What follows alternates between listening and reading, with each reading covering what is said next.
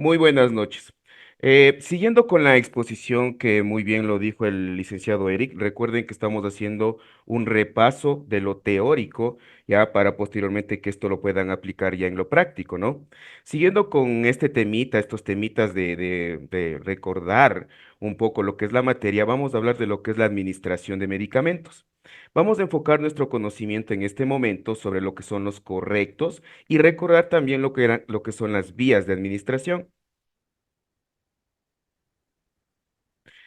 Para comenzar, hablando de lo que son los correctos, yo siempre les digo a los estudiantes, ¿no? Recuerden que cuando nosotros colocamos un medicamento a un paciente, ese medicamento va a hacer que el cuerpo cambie, ¿sí? Va a tener un efecto terapéutico sobre ese paciente. Recordar también que el medicamento es un compuesto químico y al ser un compuesto químico tenemos que manejarlo con cuidado. Nosotros como profesionales de salud, nosotros como profesionales de enfermería somos los encargados de la administración de medicamentos y por tal motivo tenemos que estar conscientes y estar siempre alerta que el medicamento sea el correcto. A eso yo llamo lo que son los correctos. Prácticamente son como alarmas, son como indicativos que me dice a mí, vea, por favor.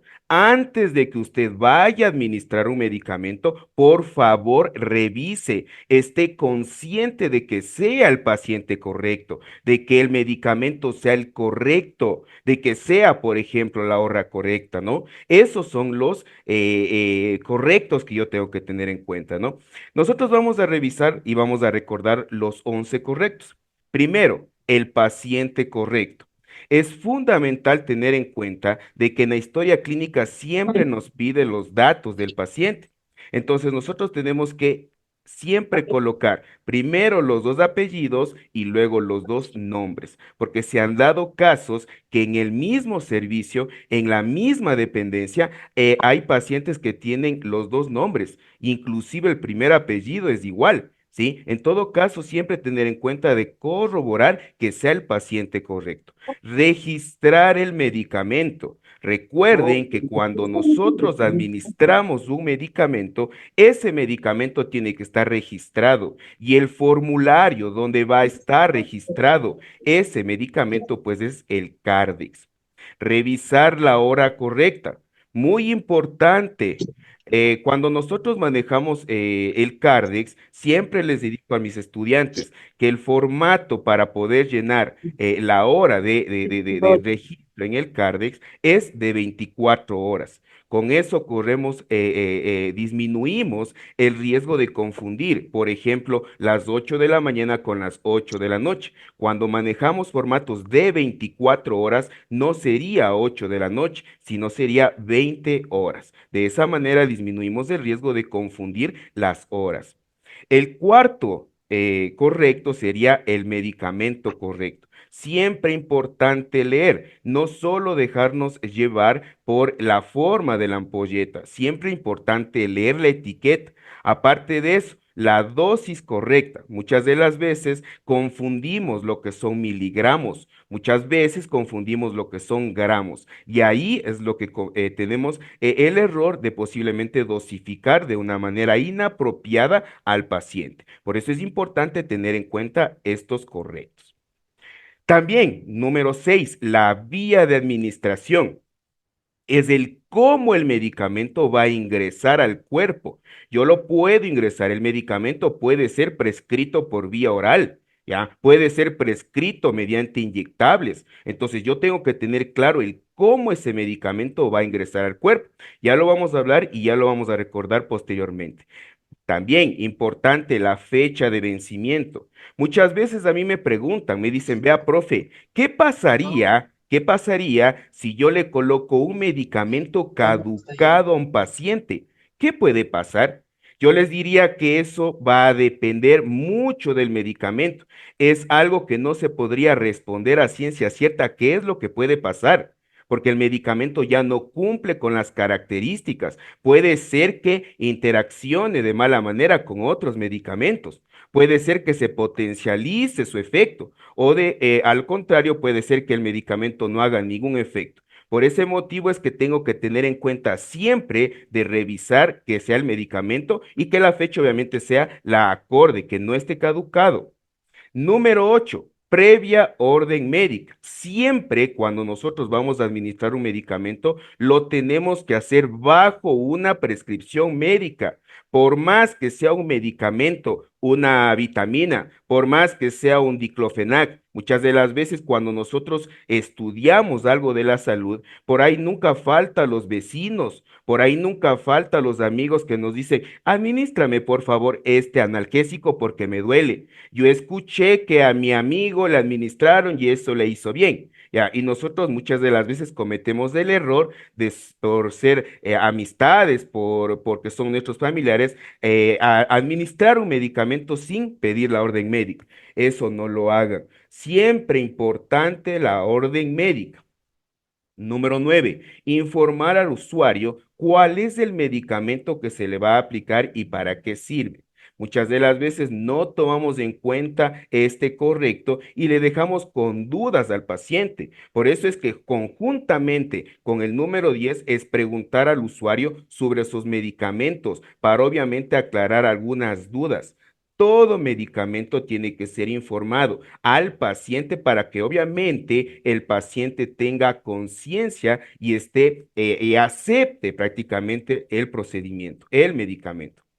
Y por último, dentro de los 11 correctos que nosotros vamos a conocer, me protejo y protejo al usuario, cumpliendo con las normas de bioseguridad, que ya muy bien lo habló el profesor hace un momento. Siempre importante la bioseguridad, tanto para proteger la vida de usted como profesional y también proteger la vida del paciente. Todos estos correctos son importantes que tengamos siempre presente cuando vayamos a administrar un medicamento. Recuerden que el medicamento es un químico y va obviamente a causar un efecto en el cuerpo del paciente. Si yo lo aplico correctamente, siguiendo los criterios, siguiendo la orden médica, pues el paciente va a tener un ascenso en su salud, va a mejorar en su estado. Pero si yo no sigo estos correctos, voy a caer en errores. Y cuando ya administré un medicamento a un paciente que no era el correcto, que no era el medicamento, que no era la dosis, podemos causar inclusive la muerte del paciente. Por eso es que es importantísimo tener en cuenta estos correctos antes de que me administren algún tipo de medicamento. Conjuntamente con los correctos, también se les da esto de los cuatro yo, que también van de la manito. Siempre es importante tener en cuenta esto de los yo. Yo preparo, si yo preparo el medicamento, pues yo administro. Si yo administro el medicamento, yo registro. Y si yo preparé, si yo administré, yo registro, pues si sucede algo con el paciente, yo voy a responder por ese paciente. Muchas de las veces esto no lo tomamos en cuenta. A veces yo les pongo ejemplos en el aula, porque eso sucede. Yo les digo esto porque yo he palpado esas situaciones. Muchas de las veces dejamos por las amistades o porque ya queremos irnos del turno, porque posiblemente me están esperando abajo y me atrasé y me están llama y llama, ¿ya? Y yo le digo a mi amiga, le digo a la señorita que está entrando al turno, le digo, tranquila, yo ya te dejé preparando el medicamento. Lo único que quiero que hagas tú, por favor, es que administres ese medicamento. No te preocupes, yo ya registro. Ahora la señorita, por ayudarle a la compañera, coge y administró, sabiendo que ella ni siquiera preparó el medicamento. Y mi pregunta viene aquí, ¿qué pasaría si el paciente se complica? ¿Qué pasaría si el paciente, Dios no quiera, fallece? ¿De quién es la responsabilidad? Ahí es lo que cometemos errores cuando no entendemos esto de los cuatro yo. Nunca confíen en el hospital un medicamento. Si usted prepara, pues usted administra. Si usted administra, usted registra y si sucede algo con el paciente, usted responde. Siempre importante, chicos, esto. Ustedes van a estar manejando todos los días medicamentos y los medicamentos son un riesgo. Pues obviamente, si lo hago correctamente, el paciente se mejora. Si yo no tomo en cuenta esto, el paciente puede empeorar su estabilidad. Una vez de que ya conocemos lo que son los correctos, ya conocemos los cuatro yo, vamos a recordar lo que son las vías de administración. Existen a nivel de bibliografías muchos desgloses, pero el que es más acorde y el que tiene un poco más de entendimiento, más simplificado para no complicarles a los estudiantes, se dividen en tres grandes grupos. Lo que son las vías enterales, lo que son las vías parenterales y lo que son las vías tópicas. Vamos a recordar lo que son las vías enterales. Aquí yo siempre les pongo dos criterios básicos para que se acuerden lo que son las vías enterales. Primer criterio aquí, que el medicamento vaya por vía digestiva. En cualquier trayecto de lo que es el tubo digestivo, si el medicamento se coloca en cualquier trayecto de ese tubo digestivo, me está cumpliendo el primer criterio para que sea vía enteral. Segundo criterio, que no se va a utilizar agujas, no se va a utilizar nada que pueda funcionar. Si yo estoy en presencia de un medicamento y ese medicamento se va a ir por vía digestiva, ya me está cumpliendo el primer criterio para que esa vía sea enteral. Y si al momento de que yo le coloco no utilice aguja, pues se cumple el segundo criterio para que ese medicamento sea vía enteral. ¿Cuáles son los ejemplos de vías enterales? Tenemos la vía oral, la vía sublingual, la vía rectal y obviamente la colocación de algún tipo de medicamento o elemento a través de sonda nasogástrica. Como ustedes pueden darse cuenta, si yo tengo, por ejemplo, un paracetamol por vía oral, el médico me dice, dele este paracetamol 500 miligramos vía oral cada 8 horas. Y seguidamente le pregunta, le dice, señorita, ¿me puede explicar esa vía oral qué tipo de vía de administración es? Pues usted analice y diga, a ver, ese medicamento se va a colocar por la boca, ese medicamento va a ir por vía digestiva. Y pues obviamente yo no coloqué con ninguna aguja. Entonces, la vía oral es una vía de administración enteral. Chicos, eso por favor, clarito. No es difícil acordarse de esto. La vía sublingual, se va a colocar un medicamento debajo de la lengua. Ya, aquí un criterio para aclarar esta situación, porque muchas veces me preguntan y me dicen, verá, profe, usted clarito me está diciendo que para que ese medicamento sea vía enteral, tiene que sí o sí ir por vía digestiva. En algún trayecto del tubo digestivo ahí debe colocarse. Pero una de las precauciones que yo tengo que tener en cuenta cuando coloco un medicamento por vía sublingual es indicarle al paciente que no se trague. Profe, aquí ya me compliqué, ya no entiendo por qué la vía sublingual se considera vía enteral si usted me está diciendo clarito que la vía sublingual, que el medicamento por vía sublingual no tiene que tragarse. La respuesta es muy fácil. ¿Qué es lo que les dije, chicos? El trayecto de la vía del tracto digestivo comienza en la boca y termina en el ano, termina en el recto. En cualquier porción de ese trayecto, si es que se coloca ahí, es vía enteral. Yo coloco un medicamento en la boca, debajo de la lengua. Estoy colocando en la primera porción del tubo digestivo. ¿Ya? Entonces, por ese motivo, por esa justificación, es que la vía sublingual es vía enteral. La vía rectal, pues obviamente se coloca en el trayecto final de lo que es el tubo digestivo y pues la sonda nasogástrica se coloca a través de una sonda que va a ir al estómago. Cualquier elemento que se coloque por la sonda, pues el objetivo es ir al estómago, ¿sí? Entonces, esas vías son vías enterales. Aquí les he colocado de manera un poco más general para que recuerden lo que son las vías enterales, ¿sí? Ahí tenemos la vía oral, tenemos la vía sublingual y tenemos la vía rectal. Cada una de ellas tiene sus ventajas, cada una de ellas tiene sus desventajas.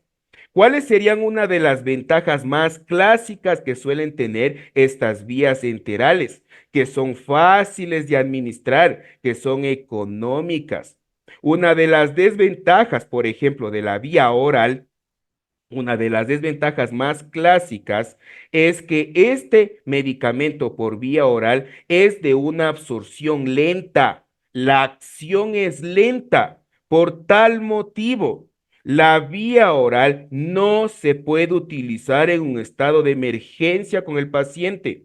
¿Por qué? Porque para que haga su efecto, tiene que ese medicamento traspasar todo el proceso LADME, que nosotros ya conocemos que el proceso LADME primero se da la liberación, la absorción, la distribución, el metabolismo y pues obviamente la excreción. Y en la distribución, cuando estamos hablando de la distribución, es cuando el medicamento pasa al torrente sanguíneo y obviamente los componentes de ese medicamento, las propiedades de ese medicamento hace su efecto. Entonces, todo eso lleva tiempo. Entonces, por ese motivo es que la vía oral no se utiliza en estados de emergencia, porque la acción es muy lenta, es muy retardada.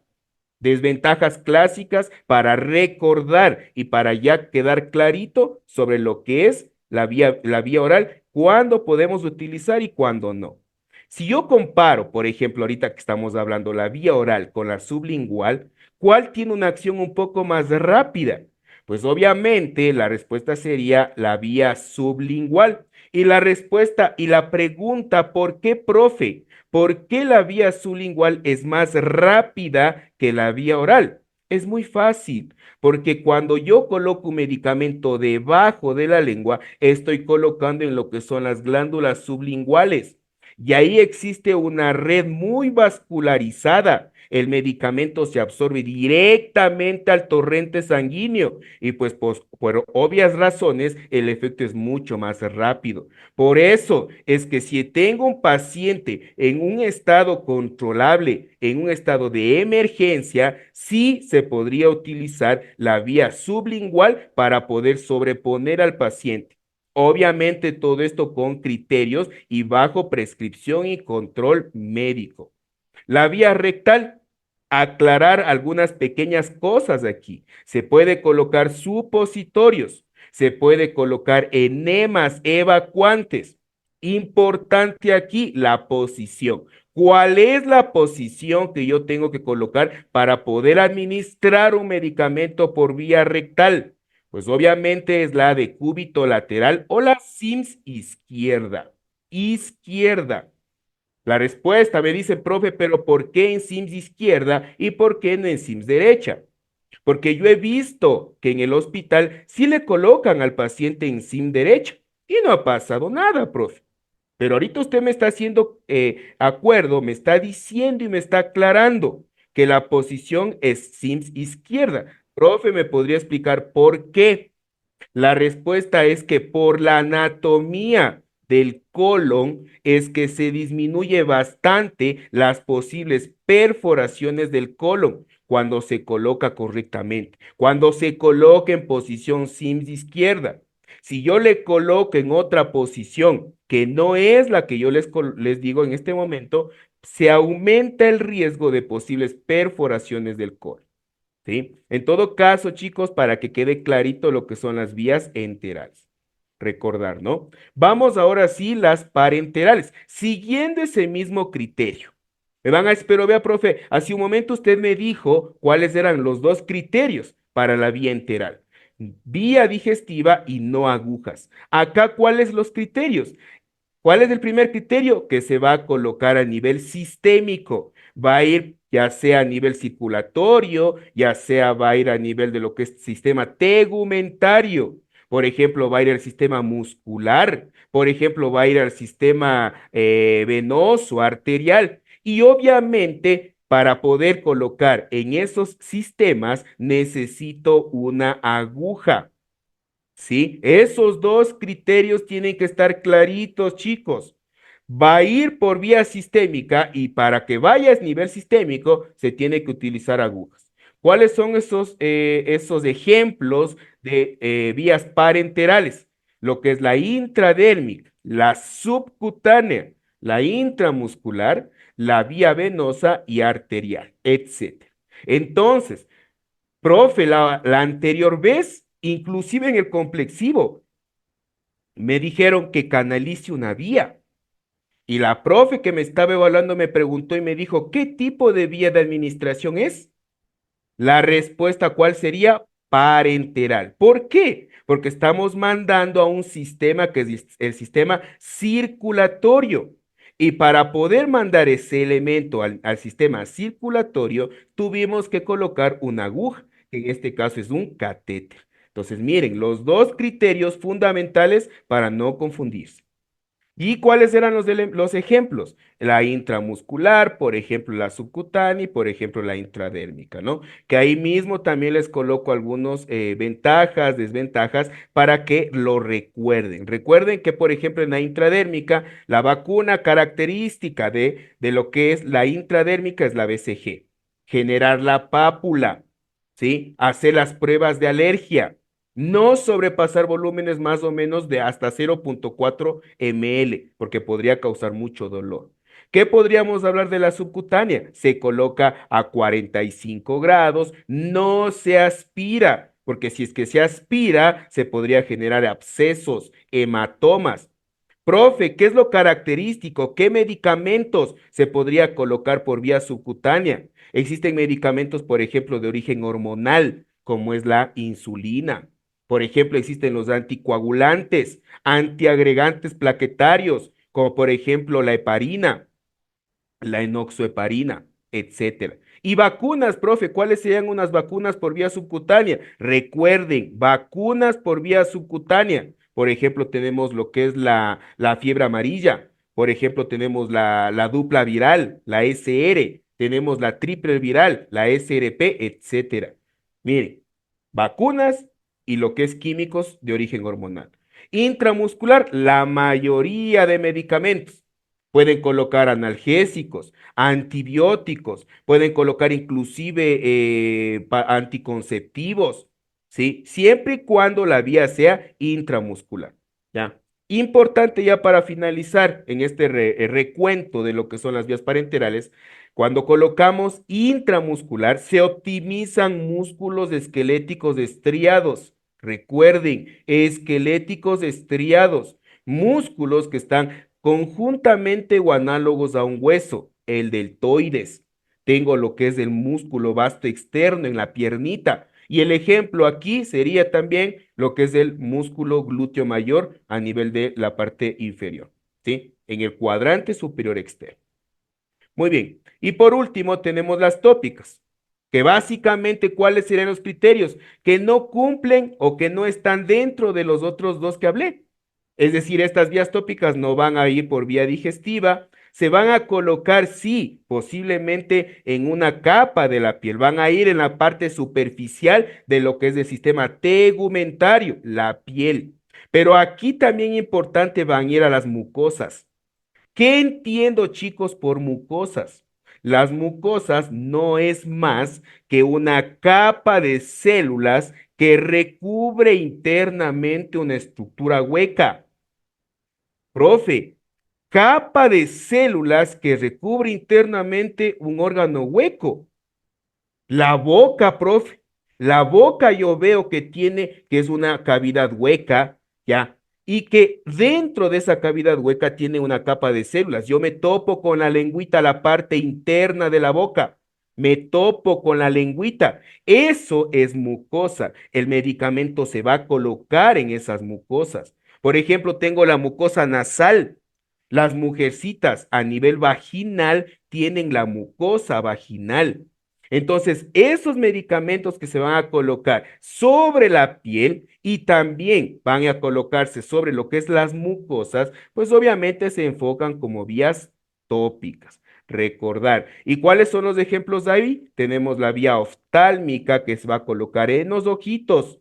Tenemos la vía óptica que va a ir a los oíditos. La vía nasal, la vía tópica que se va a colocar obviamente sobre la piel y también lo que es la vía vaginal, ¿ya? Chicos, espero sinceramente que quede muy clarito todos estos conocimientos. Estamos haciendo un recorderis general de lo que es las vías de administración, desde los correctos que son unas alarmas que a usted le dice, ¿sabe qué? Primero, revise que sea el paciente correcto, revise que sea la dosis correcta, revise que sea el medicamento correcto antes de que administre el medicamento. Esos son los correctos. Muchas de las veces me preguntan y me dicen, vea, profe, yo la anterior vez fui a consultar porque usted nos dijo que consultemos y en el internet habían los 15 correctos. Usted ahorita nos está dando los 11 correctos. Hace un tiempito atrás habían los 10 correctos. Cuando yo era estudiante, a mí me indicaron con la manito, me decían los 5 correctos. Y van a, pero vea, profe, entonces, ¿cuáles son los correctos que están bien? Yo les diría, nunca está de más revisar una y mil veces cualquier cosa que me diga a mí que estoy seguro de lo que yo estoy haciendo. ¿Quién quita que de aquí nosotros cuando ya estemos un poquito más viejitos vengan los 25 correctos? Nunca está de más revisar una y mil veces antes de administrar un medicamento, porque recuerden que una vez que yo administro y si yo administro mal, el paciente puede fallecer y casos sí se han dado.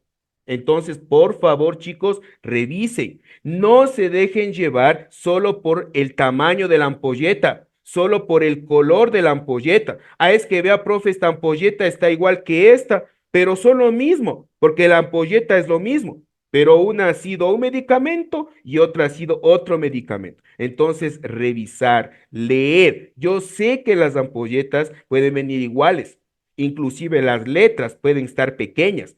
Pues obviamente, si yo no alcanzo a ver, ya, pedir ayuda a alguien. Si yo no alcanzo a ver, ponerme lentecitos. La cuestión es que tienen que estar seguros de lo que están haciendo, chicos.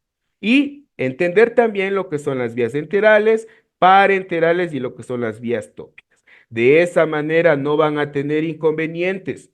Cuando les pregunten qué vía de administración es, qué criterios se utilizan para las vías de administración. Esto en clases lo deberían haber visto. Esto en clases debería estar muy clarito. Ustedes ya están a un pasito de ser profesionales, a un pasito de estar a cargo ustedes de pacientes.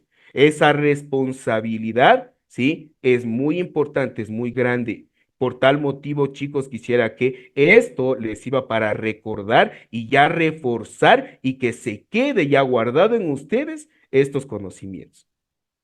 Otra materia que también es importantísima, que tenemos que recordar, obviamente para el complexivo, es materno-infantil. Vamos a hablar lo que es el trabajo de parto.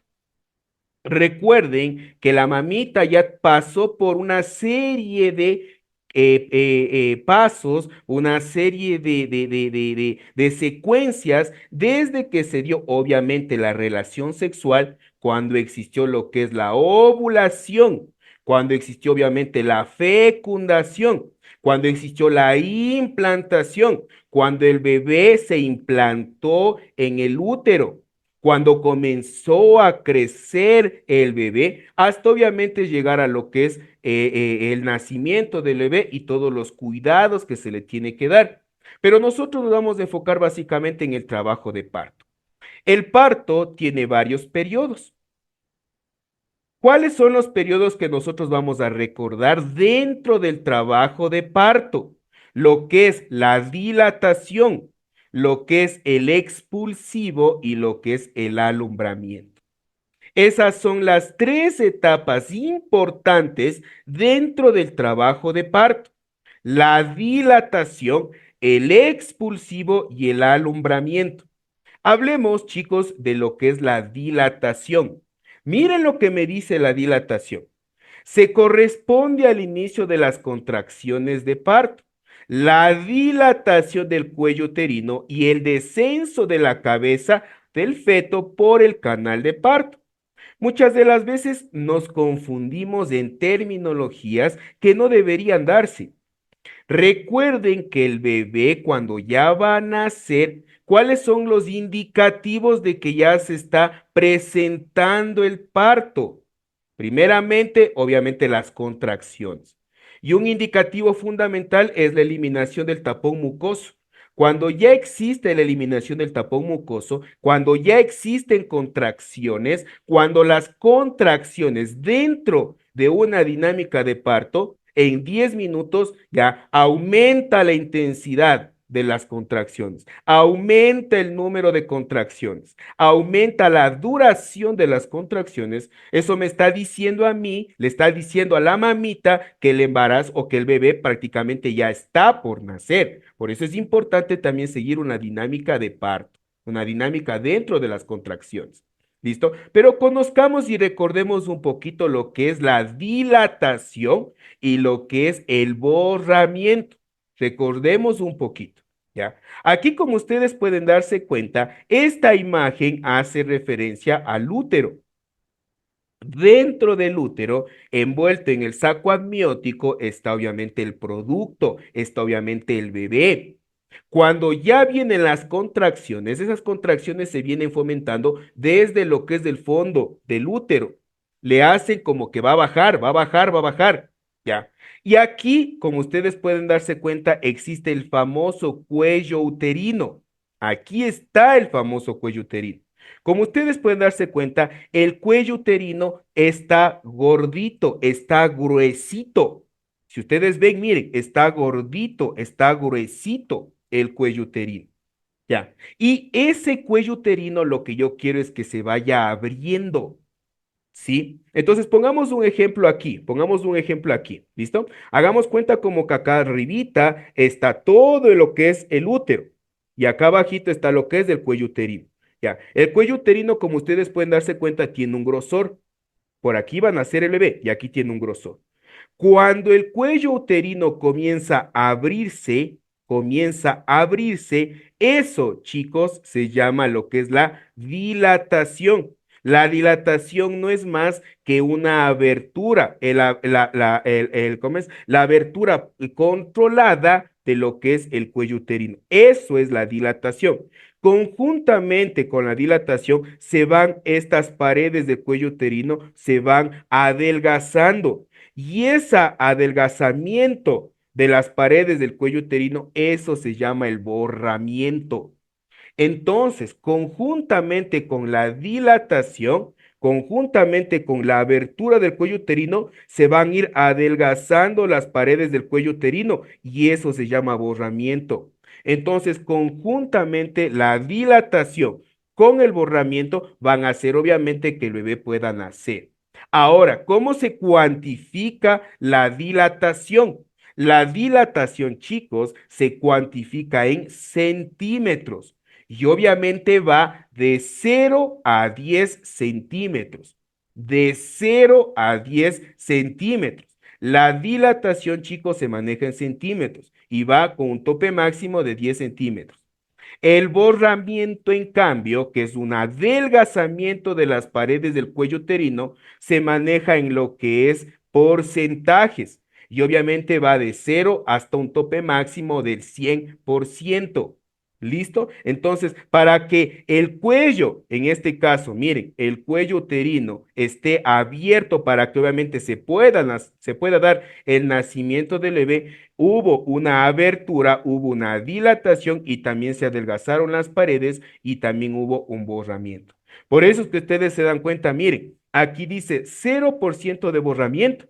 Miren, prácticamente están muy gorditas, muy engrosadas esas paredes del cuello uterino y está con 0% de dilatación, es decir, que no existe todavía abertura.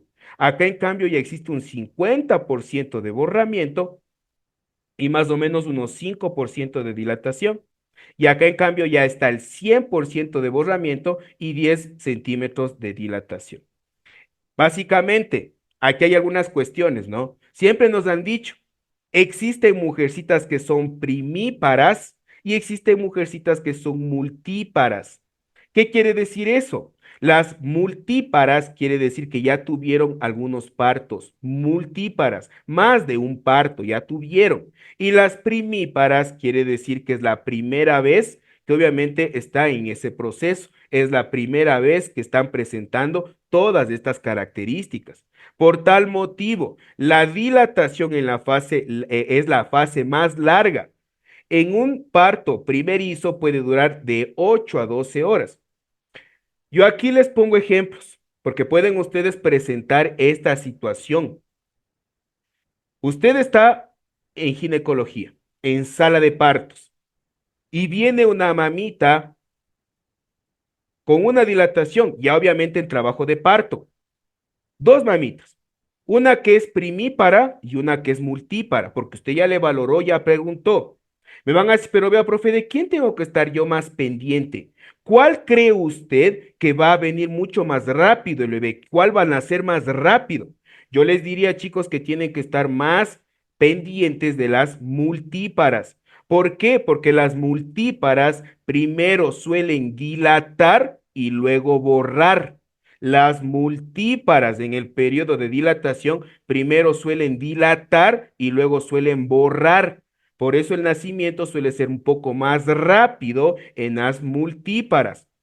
Pero cuando son primíparas, primero se suele borrar y le suele costar mucho la dilatación del cuello uterino.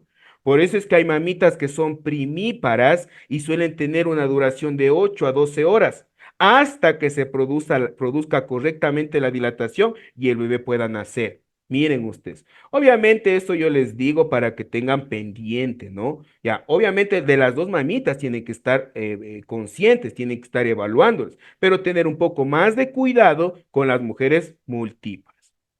Dentro de lo que es la fase de dilatación se presentan dos fases bien marcadas aquí, lo que es la fase latente del trabajo de parto dentro de la dilatación y la fase activa del trabajo de parto. ¿Qué es lo que me habla aquí de las fases? La fase latente comienza con el inicio del parto y se caracteriza por la presencia de contracciones variables en cuanto a intensidad y duración y se acompañan de un borramiento cervical. Pero básicamente, ¿hasta cuánto se considera lo que es la fase latente cuando existe una dilatación de 0 hasta 4 centímetros? Si la mamita viene con una dilatación de 3 centímetros, quiere decir que está en una fase latente dentro de la fase de dilatación. Mire, todavía le falta para llegar a los 10 centímetros, pero cuando ya pasa de los 4 centímetros y ya obviamente está 4, 5, 8, 10 centímetros, ya está en la fase activa, ya se va a dar lo que es el nacimiento, el expulsivo del bebé. Aquí recordar un poquito lo que les había dicho, ¿no? Cuando son multíparas puede variar entre unas 6 a 8 horas, también se puede demorar, no digo que va a ser rápido, pero sí, a diferencia de las primíparas, es mucho más rápido. Recordar, cuando son multíparas, primero dilatan y luego borran. Cuando son primíparas, primero borran y luego dilatan. La dilatación aquí es lo que me manda a mí si se va o no va a dar el parto más rápido o menos rápido. Siguiente fase del trabajo de parto, lo que es el expulsivo. El expulsivo, ¿qué es lo que me dice? Es la parte final del parto. Es la que comienza con la dilatación cervical completa. ¿Cuál es la dilatación completa? 10 centímetros. Y finaliza con el nacimiento del feto. Alternativamente, también es considerada desde el comienzo del pujo materno con una dilatación completa hasta el nacimiento. Mire, aquí les he colocado ya un ejemplo más visual para que puedan recordar lo que es el expulsivo. Cuando ya se alcanzó los 10 centímetros de dilatación, cuando ya se alcanzó el 100% de borramiento, dependiendo si son multíparas o primíparas, obviamente el bebé ya está apto para que pueda nacer. Y a través del canal de parto, el bebé va a nacer. Esa etapa durante ya el nacimiento del bebé se llama el expulsivo. Este expulsivo puede tener un tiempo máximo de 30 minutos de duración, mínimo de 5 minutos de duración. Y lo ideal de esta fase del expulsivo es que vaya de unos 15 minutos de duración. Generalmente el expulsivo dura en las primíparas, en mujercitas que son primerizas, entre unos 30 y 45 minutos. Miren, obviamente se va como a alargar un poquito más esta fase del expulsivo, por lo que les acabé de decir hace un momento, porque se les cuesta mucho la dilatación. Y en las multíparas, entre unos 15 a 20 minutos. Va a darse un poquito más rápido el expulsivo porque las mujeres multíparas recuerden que dilatan mucho más rápido que las primíparas. Esa es la justificación, el por qué tener mucho en cuenta. Preguntar si son primíparas o si son multíparas. Cuando son primíparas, en ocasiones se puede realizar una episiotomía. ¿Qué es la episiotomía? No es más que un corte a nivel de lo que es el RAFE.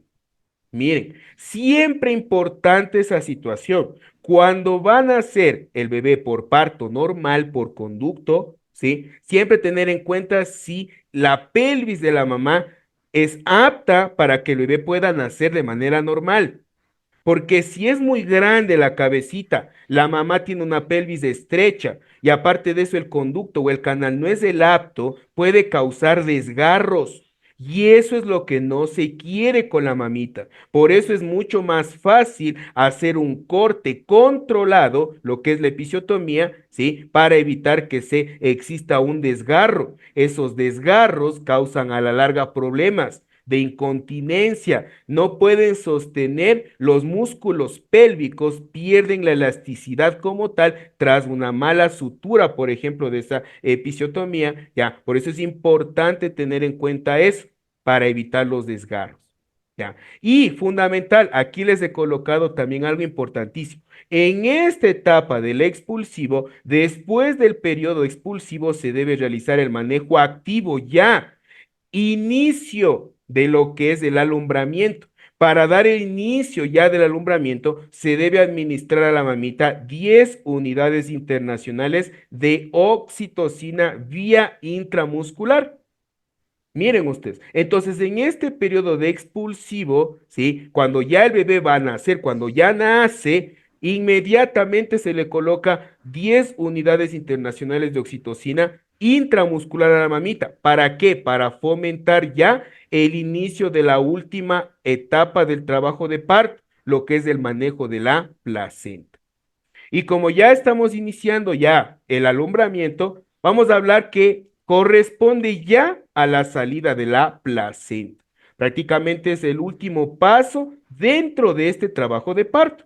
Me dice, es la que transcurre entre ya el nacimiento del bebé y obviamente la expulsión de la placenta. Como ustedes pueden darse cuenta, ahí está la placenta. Miren ustedes, aquí anatómicamente, ¿qué es lo que tenemos? Tenemos lo que es el útero, tenemos el cuello uterino, tenemos el cordón umbilical, que obviamente estuvo unido a lo que es la placenta.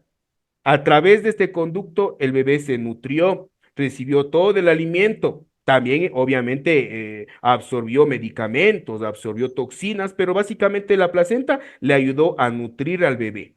Mire, entonces cuando ya existe el nacimiento, cuando ya existe el pinzamiento del cordón, ya hacemos el último punto, lo que es el alumbramiento, el manejo placentario.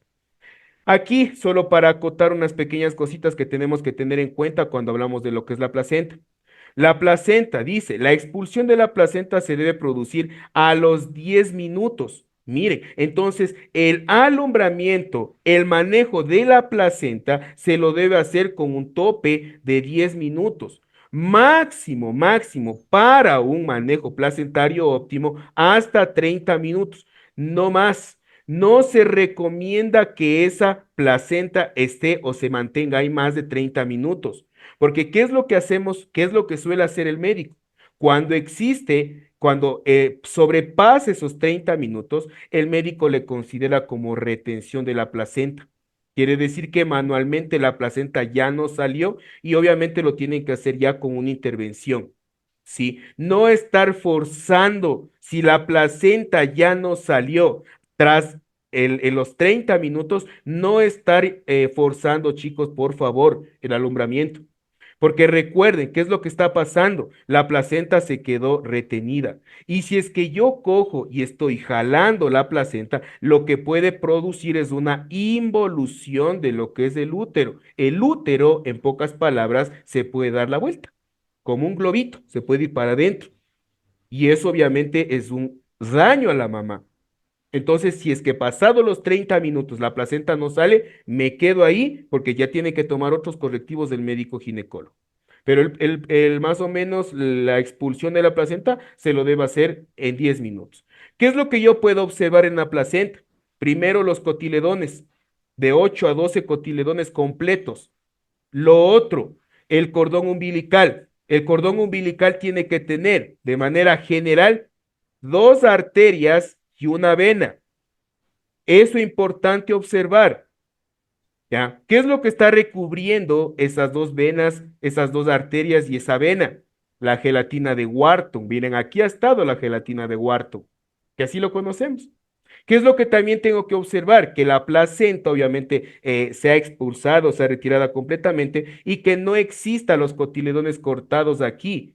Porque si es que existe un cotiledón cortado, me da a entender a mí que ese cotiledón se quedó dentro de la mamita, dentro del útero. Y obviamente, si es que no se lo retira, puede ocasionar dolor, puede ocasionar sangrado, sangrado, sangrado y obviamente una infección a largo plazo. Por eso es importante también tomar en cuenta el puerperio.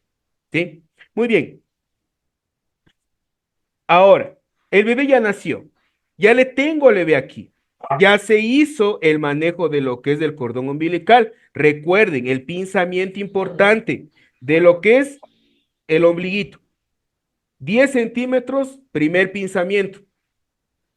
10 centímetros, pinzamiento. 5 centímetros, segundo pinzamiento. Para que una pincita vaya con el bebé y otra pincita vaya al manejo de la placenta en el alumbramiento. Y en medio de esos 5 centímetros se hace el corte, siempre y cuando cerciorarme de que el cordón ya no tenga latido. Eso es importante. Recuerden que el cordón ya no lata para poder cortar. ¿Sí? Ya le tengo levito aquí. Ahora, ¿qué es lo que me dice aquí? Me dice la profilaxis.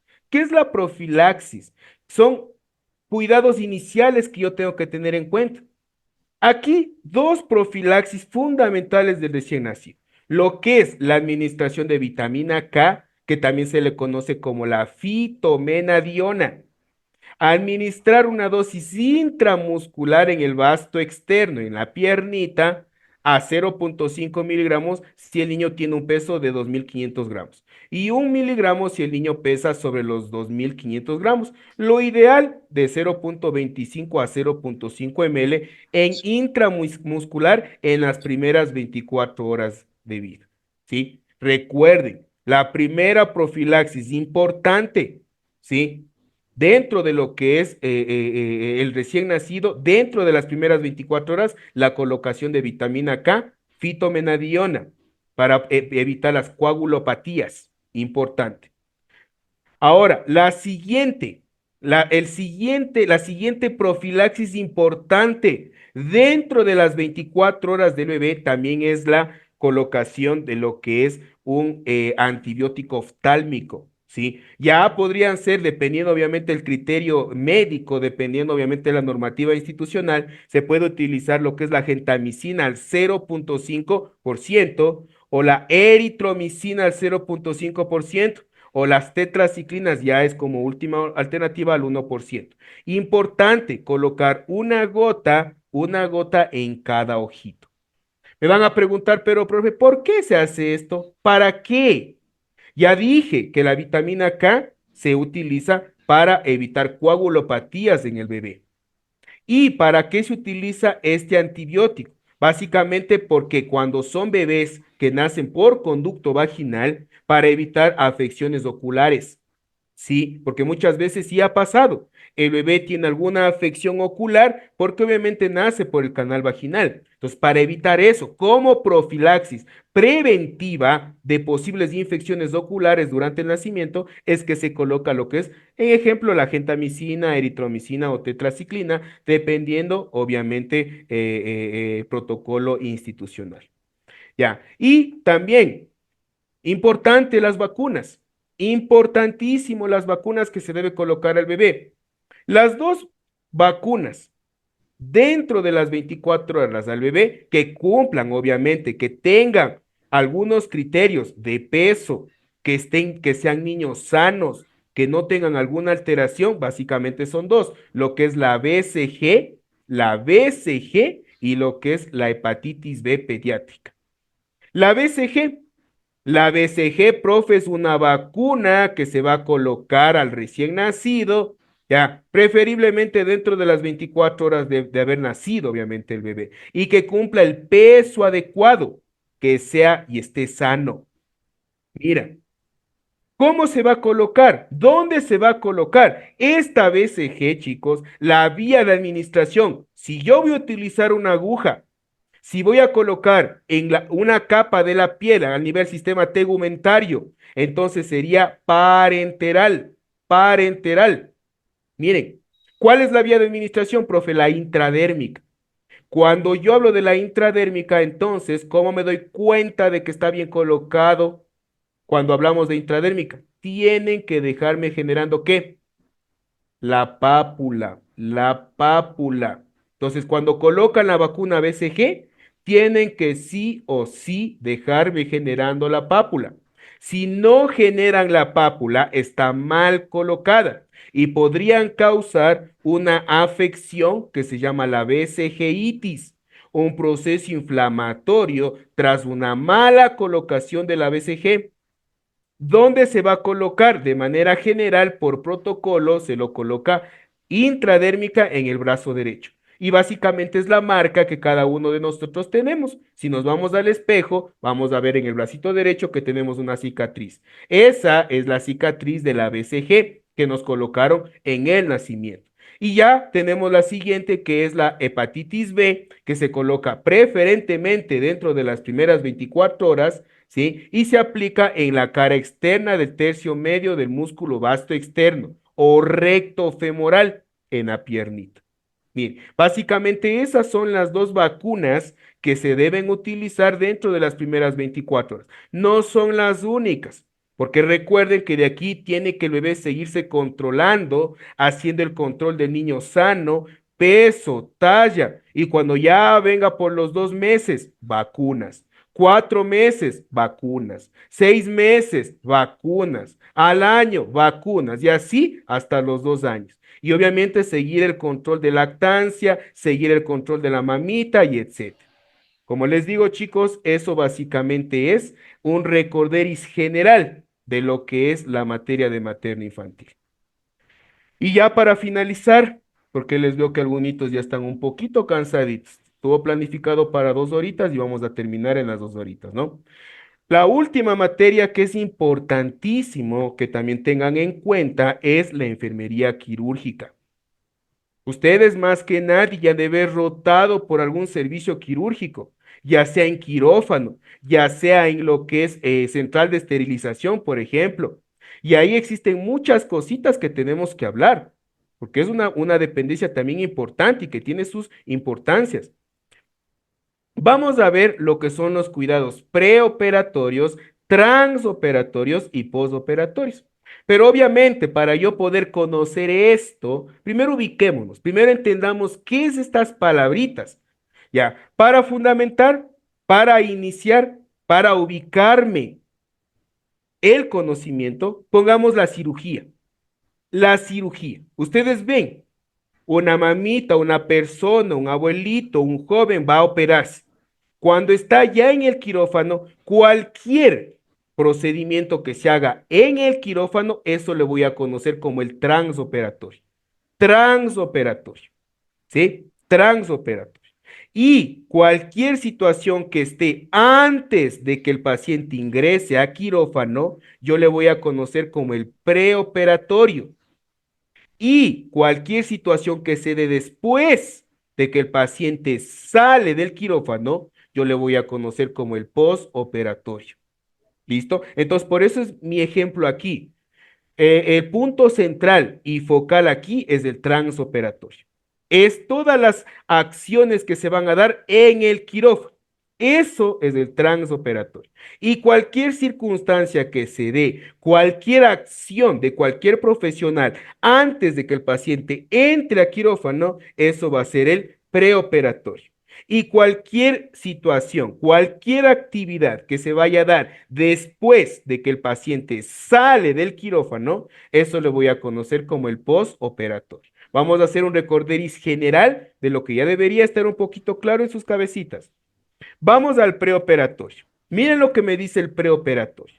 El periodo o el preoperatorio se inicia cuando el paciente decide que se va a realizar una intervención quirúrgica y termina cuando el paciente ya es trasladado a quirófano.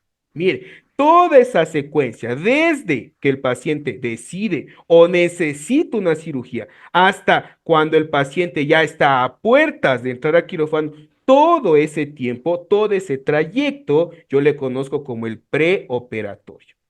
Ahora, el preoperatorio yo lo voy a dividir básicamente en dos, lo que es el preoperatorio mediato y lo que es el preoperatorio inmediato. Básicamente, ¿qué es lo que me habla acá? Obviamente también las actividades son importantes, pero aquí básicamente es a nivel de lo que son las horas.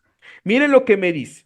Cuando yo hablo de un preoperatorio mediato, quiere decir que va a darse desde la elección del paciente para ser intervenido, ya hasta unas 24 o 48 horas antes de su realización. Es decir, que este periodo del preoperatorio mediato puede tener una duración hasta de unas 48 horas antes de que el paciente sea intervenido quirúrgicamente. Todo ese periodo se lo conoce como el preoperatorio mediato. Y cuando yo ya le considero que el paciente está en el periodo o en el preoperatorio inmediato, son las 24 horas antes de la intervención quirúrgica. ¿Sí? Por ejemplo, el paciente está a unas 8 horas de que se le realice la intervención quirúrgica. Pues obviamente está a menos de 24 horas, estamos hablando del preoperatorio inmediato. Por ejemplo, el paciente está a más de 48 horas de que le hagan la intervención quirúrgica. Obviamente estamos hablando de un preoperatorio mediato. Básicamente, desde ese punto de vista, se manejan lo que son los preoperatorios mediatos e el inmediato.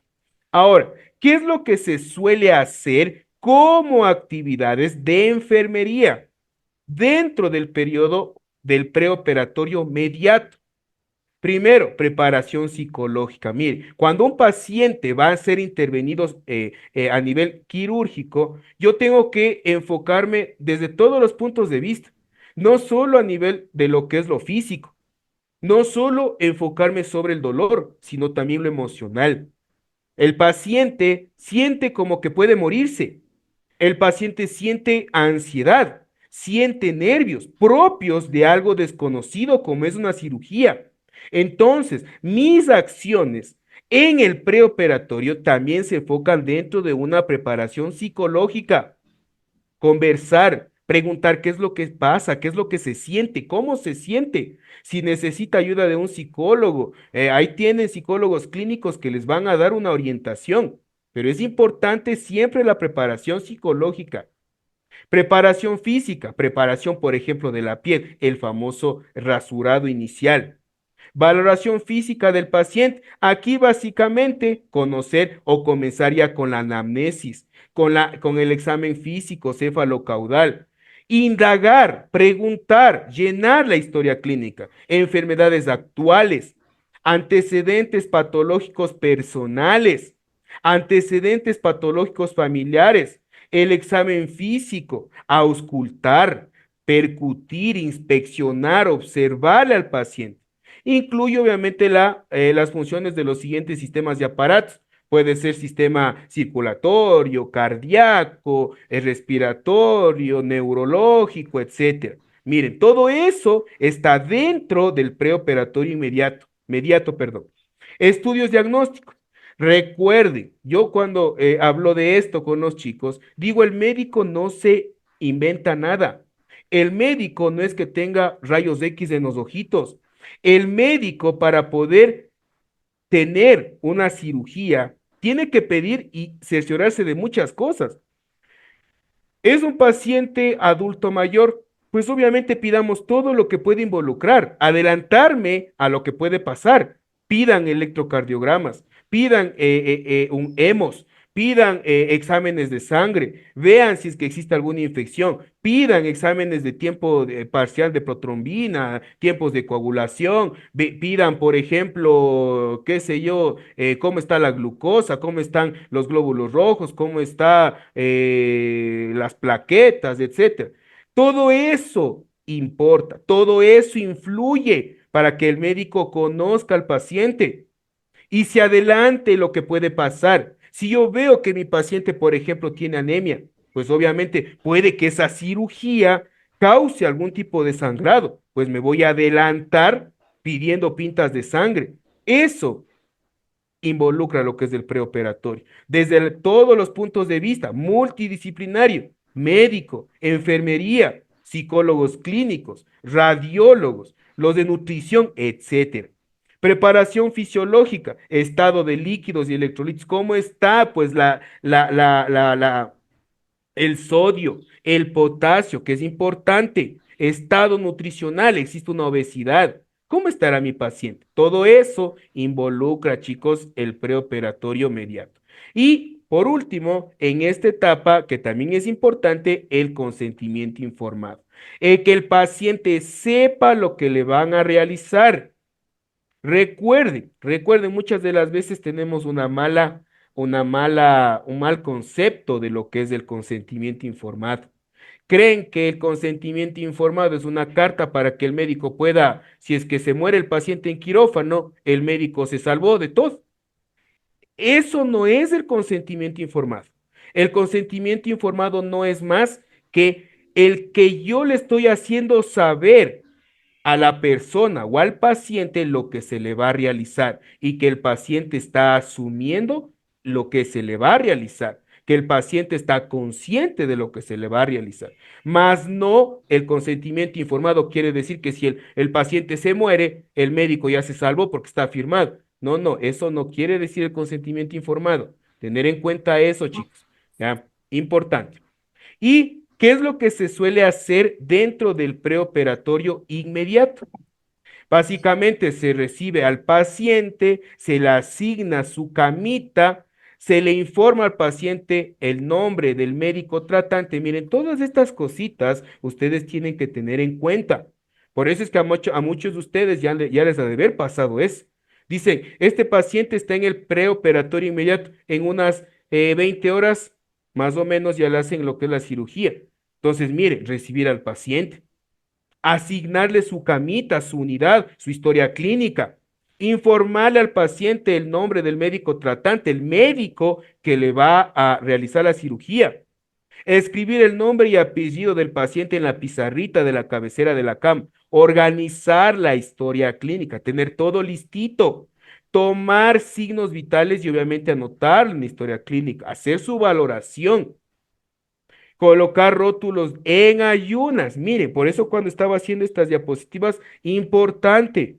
Recuerden que para tener una cirugía estable, para evitar que se contamine o el paciente vomite en medio por el relajamiento, posiblemente bajo los efectos anestésicos, ayunas, que el paciente no coma, informarle. Muchas veces los pacientes no tienen en cuenta esto, creen que uno es malo.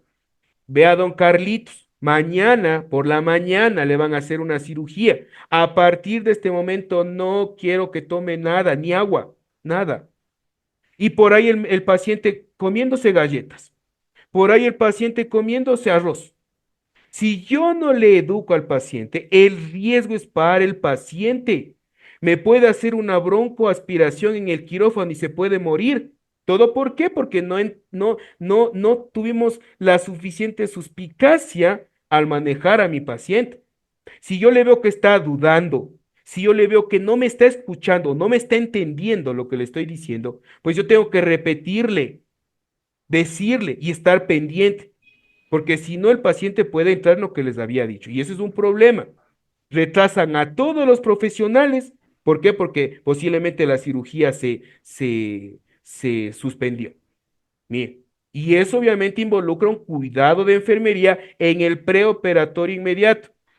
Alistar la pulsera de identificación importante, anotar si tiene alergias en letras grandes, alérgico a la penicilina, alérgico a las cefalosporinas, alérgico a un antibiótico, etcétera. Importante para obviamente evitar unas anafilaxias que no se quisiera. Verificar la necesidad de rasurado para la cirugía. Importante retirar anillos, pulseras, extraer la dentadura, postizas, gafas, etcétera. Y obviamente el baño al paciente, incluido el cabello. ¿Sí? Todo esto, chicos, importantísimo. Por eso, unas horas antes, más o menos, las cirugías suelen estar planificadas por la mañana. Entonces, todo esto ustedes lo pueden hacer en la velada. Tienen todito el tiempo para hacerlo, revisar la historia clínica, revisar el rasurado, vea, sacarse las pestañas, vienen mujercitas pintadas las uñas, vean, pida un, ¿cómo se llama? Un acetona, sáquele todas esas cosas negras de las uñas. Importante, no es que yo sea quisquilloso, sino que recuerde que el paciente cuando tiene cianosis, yo tengo que estar valorando las uñas y si es que existe una cianosis distal, tener en cuenta la oxigenación del paciente. Todo eso, chicos, importante. Por favor, tener en cuenta. Ya. Y acciones de enfermería antes ya de enviar al paciente a quirófano. Recuerden que todas estas acciones es antes de que el paciente ya esté en quirófano. Verificar que esté llena y firmada la hoja del preoperatorio. Importante. Verificar la hoja del preoperatorio antes de bajar al paciente. Verificar que esté colocada la pulsera. Verificar uñas cortas y sin esmalte. Verificar que no esté con prótesis dentales, medias antiembólicas. Eso es importante. Muchas de las veces mandan a comprar medias, pero yo lo puedo hacer con esas vendas elásticas. Eso es importante. Siempre les revisan. Cuando bajan de piso, bajan a quirófano, recuerden que en quirófano les reciben los pacientes. Si no están rasurados, si no están completo la historia clínica, si no está, inclusive si está con el interior, le hablan. Si no está bien permeable las vías, les hablan. Si no está el parte del preoperatorio, no está la profilaxis inicial, la profilaxis del médico inicial para la cirugía, les hablan. Miren, yo les digo, chicos, esto porque es importantísimo. Todas las cositas que hemos hablado aquí son fundamentales tener en cuenta. Vestido adecuado, la bata, gorrito, zapatones, sin ropa interior, porque abajo luego están, pero sáquese el interior. Cuando ya está la persona con los efectos de la anestesia, ha estado puesto tres interiores, dos fajas. Y eso retrasa. ¿Por qué? Porque eso lo tienen que hacer en el preoperatorio inmediato. Y obviamente ayudar y por último al paciente a subir a la camilla. Y hasta ahí, chicos, las acciones dentro del preoperatorio, tanto mediato como inmediato. Ya, a ver, ¿qué vamos a hacer en el transoperatorio? A ver, ¿qué vamos a hacer en el transoperatorio? Aquí existen muchas cositas que tenemos que tener en cuenta. Mire, comienza cuando el paciente es recibido en quirófano y termina cuando el paciente ya va a salir a la sala de recuperación, como les había dicho. Mire, todas las acciones que se van a dar en ese periodo, yo lo conozco como el transoperatorio. Primero, traslado del paciente al quirófano junto a su expediente clínico y obviamente elementos radiológicos, por ejemplo. Recibe al paciente y aquí viene una parte, chicos, y abrirán bien los ojitos. Recibe el paciente y desde aquí ya comienza la realización de la cirugía segura por parte del circulante. Y me van a decir, pero vea, profe, ¿qué es la cirugía segura? ¿Qué es eso? Miren, dice, el traslado del paciente al quirófano se realiza con la cirugía segura, que es un documento que tiene que estar puesto unos checklists, ¿sí? Por parte, en este caso, del circulante. tanto en la entrada, la pausa y la salida. Conozcamos un poquito de lo que es la cirugía segura, que se va a dar obviamente en el transoperatorio. Ya, bien, la cirugía segura no es más que algo instaurado por parte de la Organización Mundial de Salud, no es más que una serie de cositas, así más o menos como yo les dije de los 11 correctos. Vea, usted cuando vaya a administrar un medicamento, revise esto, revise esto, revise esto, revise esto. Esos son los correctos, son unas alarmas. Y aquí esto de la cirugía segura también es lo mismo. La OMS, ¿qué es lo que me dice? Que con ese checklist se disminuyó un número de muertes a causa de malos procedimientos dentro del quirófano. Cosas y cosas se ven que no ha sido el paciente correcto, que ha sido otra persona, que le operan otra pierna, entra con un dolor de una pierna y sale operado del brazo. O sea, esas cositas sí es lo que se tiene que evitar. Y obviamente para evitar eso es la famosa cirugía segura. ¿Quién lo realiza? El circulante. ¿Y qué es lo que consta básicamente? A lo que ustedes sí lo han de haber visto, este papelito sí lo han de haber visto. Prácticamente es una lista de verificaciones de la cirugía, de la seguridad de la cirugía. Esta consta de tres partes de ese listado, ¿no? Lo que es la entrada, miren que está conformado por esto. Aquí clarito dice, la entrada, ¿sí? Comprende antes de la inducción de la anestesia, es decir, hasta que antes que le induzcan al paciente a la anestesia, eso es la entrada. Miren, ¿quién tiene que estar verificando ese checklist? La circulante, dentro del listado de verificaciones de la cirugía segura. Y ahí, ¿qué es lo que vamos a hablar en la entrada? Miren, es el periodo anterior a la inducción de la anestesia y anterior a la incisión quirúrgica.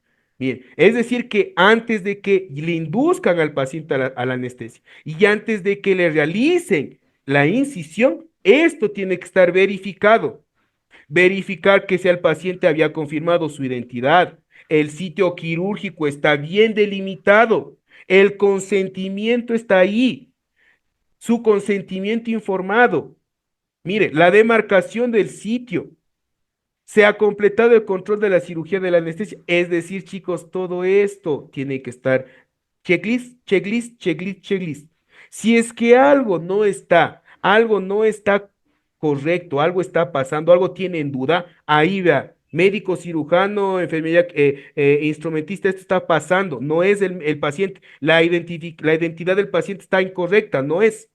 Miren, tener en cuenta eso desde la entrada hasta antes de que le induzcan al paciente, ya, y obviamente antes de que le coloquen o le hagan la incisión. Eso, chicos, en cuenta la cirugía segura. En la entrada.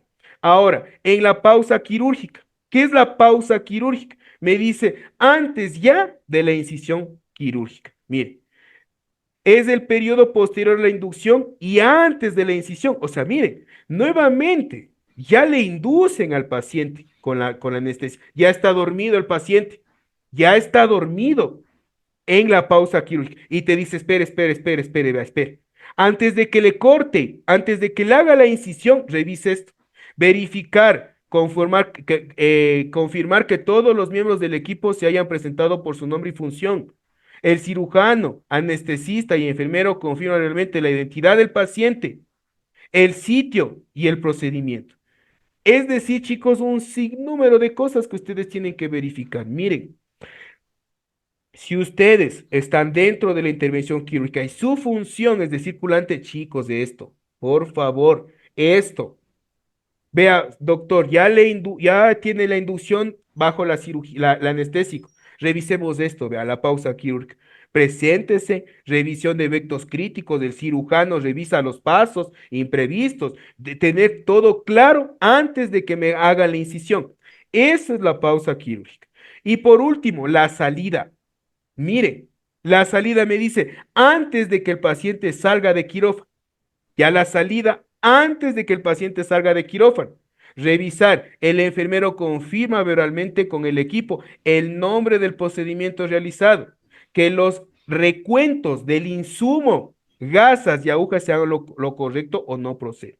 Mire, que básicamente es la salida, es el periodo de cierre de la herida quirúrgica inmediatamente posterior, pero anterior a la salida del paciente de quirófano.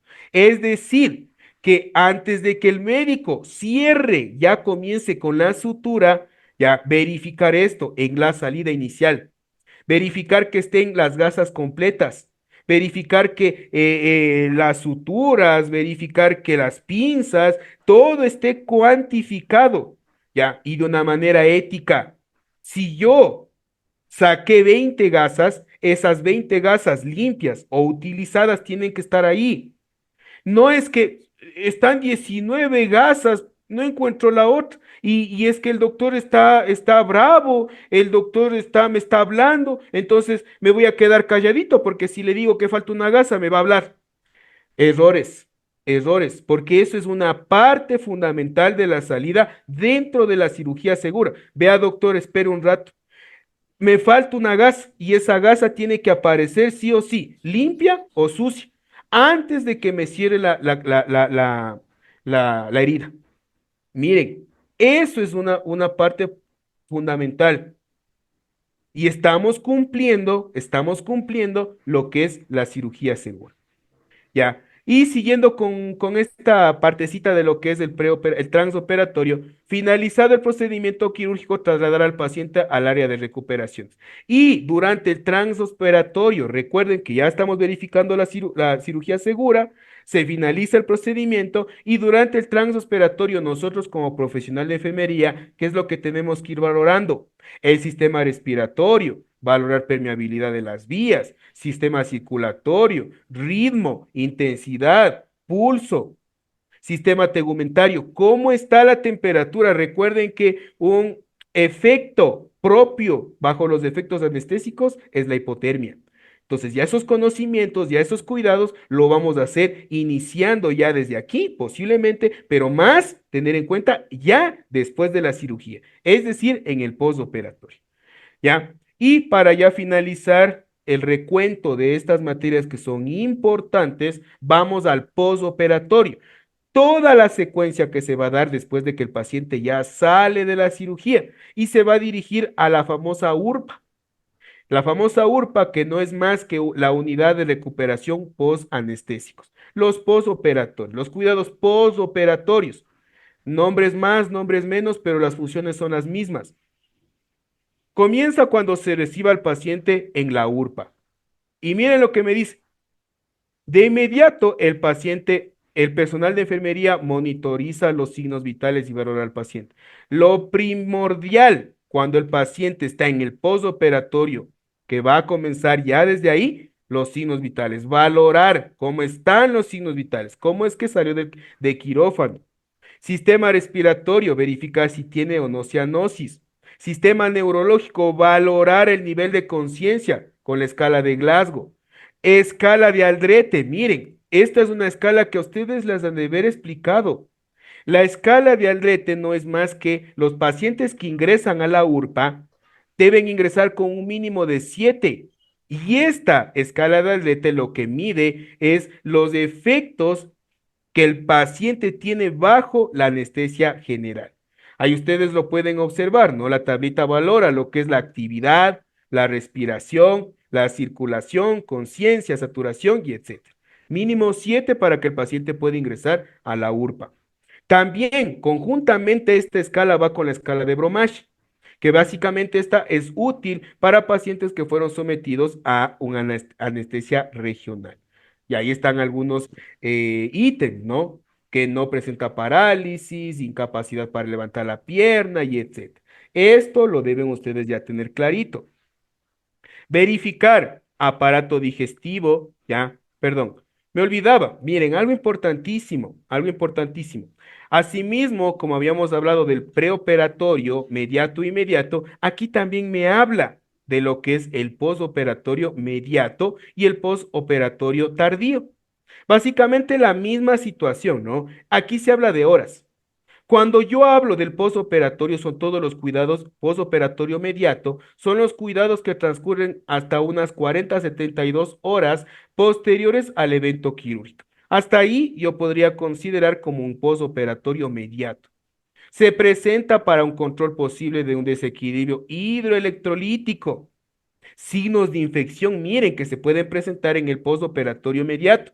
Un balance hidroelectrolítico. A ver, vamos a ver cómo está el balance del paciente.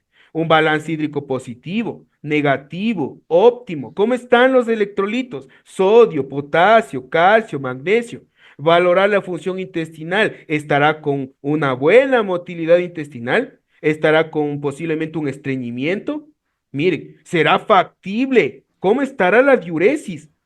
El paciente está orinando bien y si no está orinando bien, el médico tiene que hacer un manejo, mandar diuréticos, porque a causa de esa retención de líquido es que el paciente me está aumentando la presión arterial, está con una hipertensión. Miren, todo eso lo tenemos que valorar. Ya, después de que salió de la cirugía en el postoperatorio inmediato. Y en el postoperatorio tardío, este periodo se prioriza el control de la evolución. ¿Cómo va evolucionando a partir de las 72 horas que el paciente fue sometido a la intervención? ¿Cómo es que el paciente está evolucionando? Básicamente ahí sería el postoperatorio tardío. Y chicos, eso ha sido todo al momento de recordar estos temas que son fundamentales para su complexivo.